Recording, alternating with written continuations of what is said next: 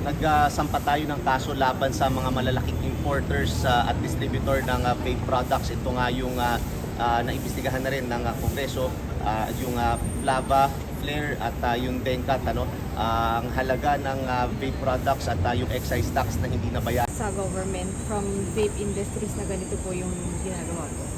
Malaki po, no? Ngayon pa nga lang po itong brands pa lang na ito ang nahuli pa at nasampahan natin ng kaso ay maabot na agad sa mga around 8.7 billion. Kaya naman na nakikita natin na nagkalat pa rin sa merkado ang mga illicit vape products. Kaya tinataya natin na mahigit pa rito, billion-billion talaga ang nawawala sa gobyerno na 8.7 billion pesos. Ganito po kalaki itong sinampahan natin na kaso ngayong araw nito. Nakasama na rin ba ito sa mga dirito? Sila ba yun? Kasama rin po, kung maalala po natin na nag-grade po tayo ng Vape Festival, yung Apex Corporation na sinampahan din po natin yan dahil nakita rin po natin na isa rin po sila sa malaking importer ng mga illicit vape products.